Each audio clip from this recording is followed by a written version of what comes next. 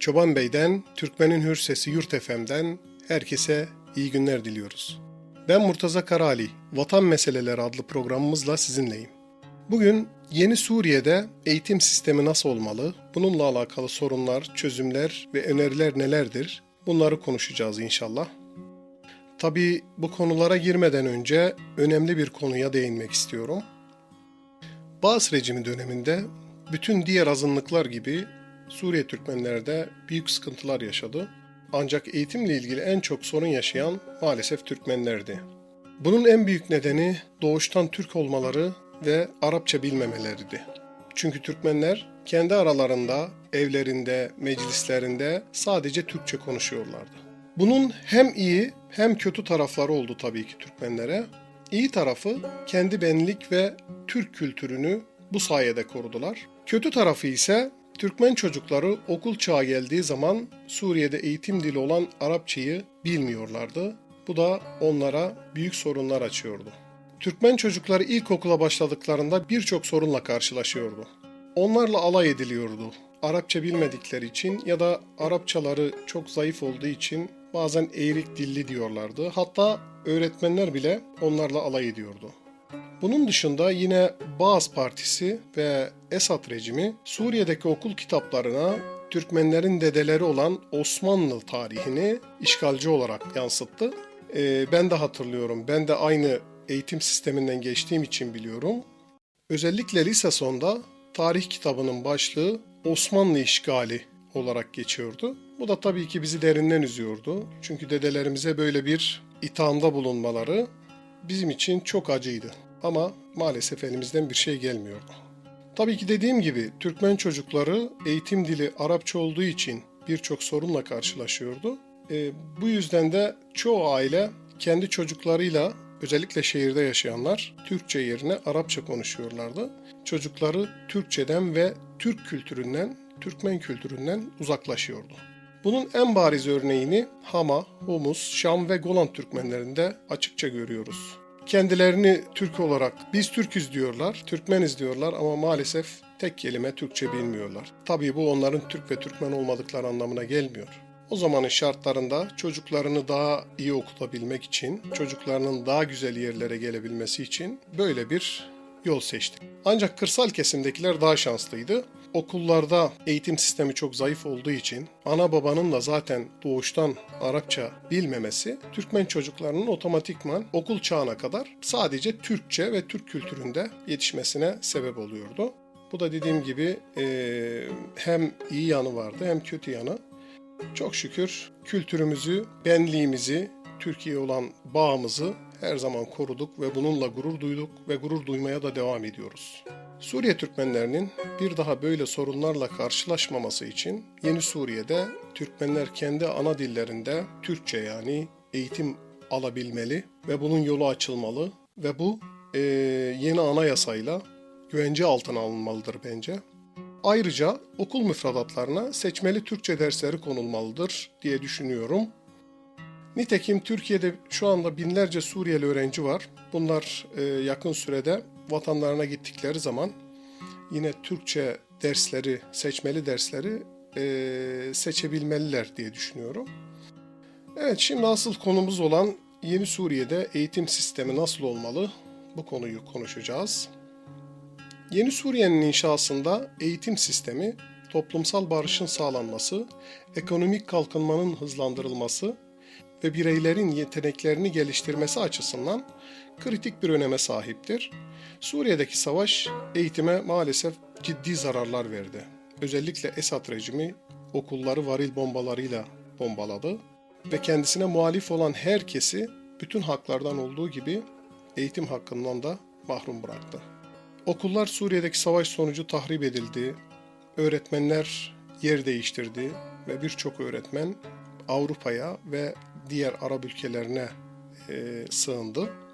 Bunlar da yine ciddi sorunlar.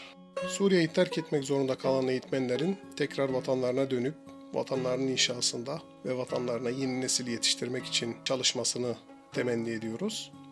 Şu anda Suriye'de milyonlarca çocuk maalesef eğitime gidemiyor ya da sağlıklı bir eğitim verilmiyor. Dezavantajlı bölgelerde kız çocuklarının eğitime erişimi de yine çok düşük maalesef. Eğitimde cinsiyet eşitsizliği ve okuma yazma oranlarının düşüklüğü yaygın durumda. Gençlerin barışçıl bir gelecek inşasına katkıda bulunma kapasitesi sınırlı. Yine çocuklar maalesef büyük bir savaş travması yaşadı ve eğitime odaklanmakta zorluk çekiyorlar.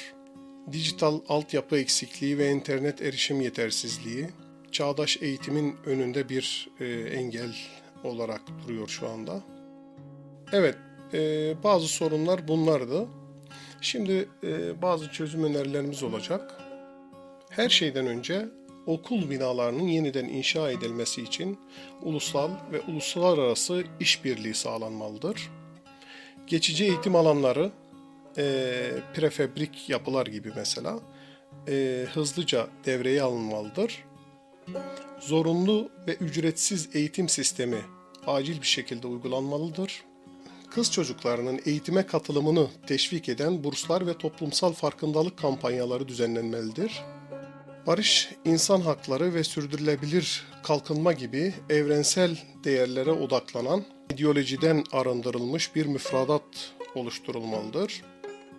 Yine bu müfredatın içinde az önce de bahsettiğim gibi azınlıklara da seçmeli de olsa kendi dillerinde eğitim alma hakkı verilmelidir. Ya da özel okullara yeni gelecek milli eğitim tarafından ya da eğitim sistemi tarafından izinler verilmelidir. Yeni öğretmenler yetiştirmek için hızlandırılmış eğitim programları düzenlenmelidir. Mevcut öğretmenlere pedagojik ve psikososyal destek eğitimi verilmelidir. Okullarda rehberlik ve psikolojik destek birimleri açılmalıdır. Öğretmen ve velilere çocukların travmalarını anlamaları için çözüm odaklı yine eğitimler verilmelidir. Tüm okullara internet erişimi sağlanmalı ve dijital eğitim araçları temin edilmelidir. Uzaktan eğitim programları ulaşılması zor bölgelerde eğitimin sürekliliğini sağlamak için kullanılmalıdır.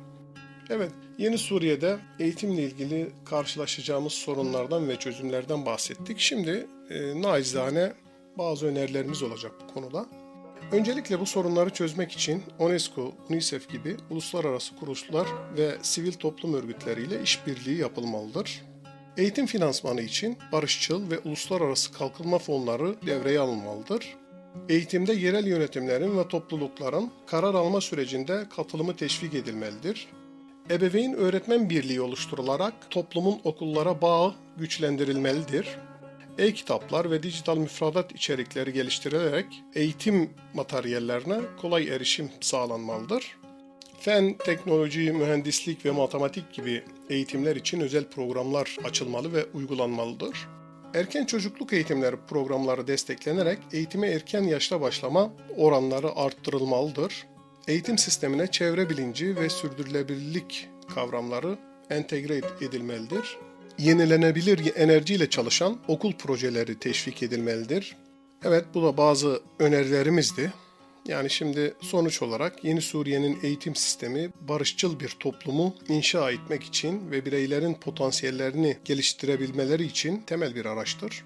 Bu süreçte kapsayıcı bir yaklaşım, ulusal ve uluslararası işbirliği, teknoloji temelli çözümler ve toplumsal katılım kritik öneme sahiptir. Eğitim reformu yalnızca bir teknik süreç değil, aynı zamanda Suriye halkının geleceğini şekillendirecek stratejik bir yatırımdır. Bu önerilerimiz doğrultusunda uygulanacak politikalar Yeni Suriye'nin kalkınmasını hızlandırabilir ve daha parlak bir gelecek inşa edebilir. Değerli Yurt FM dinleyicileri, bizden bu kadar. Esen kalın, Yurt FM'le kalın, Allah'a emanet olun diyorum. Yaşasın özgür, demokratik, birleştirici Suriye.